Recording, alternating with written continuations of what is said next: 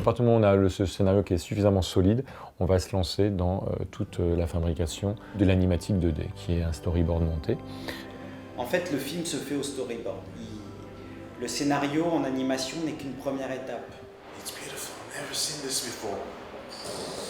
Le storyboard et nous essayons de travailler le plus possible ensemble pour échanger des idées, justement. Généralement, exemple, il y a une scène qui se passe dans la caserne des pompiers. Bon, nous, on a déjà fait le dessin de la caserne, donc on va le donner au storyboarder qui va pouvoir voir l'espace et comprendre l'espace et à partir de là, faire sa mise en scène dedans. J'ai beaucoup travaillé avec Doron Meir, qui était donc le responsable du storyboard.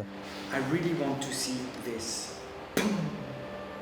Laurent is amazing to work with, so he kind of works back and forth with the storyboards. Et à partir de là, on commence à monter les scènes. We're writing the script, he's in with the editors and they have storyboards, and then he sees something and he gets an idea and then we put it in the script or vice versa. So it's a very dynamic process. Et on va obtenir une première version qui est assez représentative de ce que sera le film à la fin. C'est l'animatique 2D qui est le storyboard monté. Et cet objet va être confié à Guillaume Zimmer qui va traduire cette animatique, ces storyboards, en plaçant des caméras virtuelles.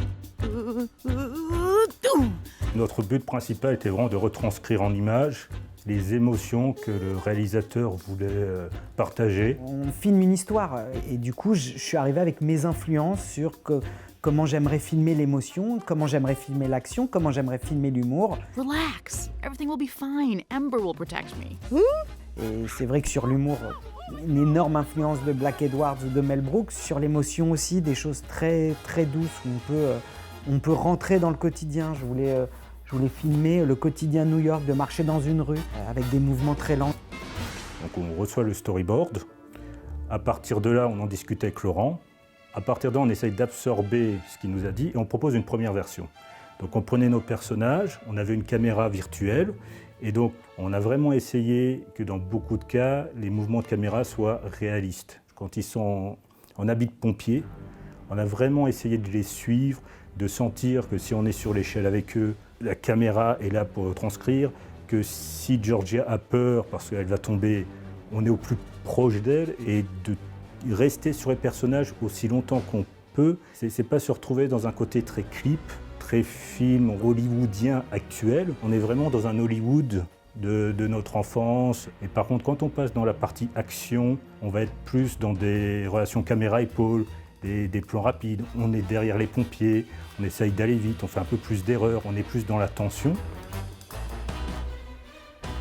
Pendant les courses de poursuite, on a été très très influencé par des scènes mythiques en voiture, de courses-poursuites, des plus modernes aux plus anciennes, de Mission Impossible, à Bullitt, où il y a ce rapport très physique à la caméra. C'est ce tremblement où tu te sens fragile, quoi. Il y a eu au maximum un respect d'une caméra physique. C'est une vraie plus-value et une vraie preuve d'amour au cinéma. Donc ça a vraiment été du plaisir. Do you think it's the arsonist? I don't know. Anyway, I'm happy you're not on that truck. We are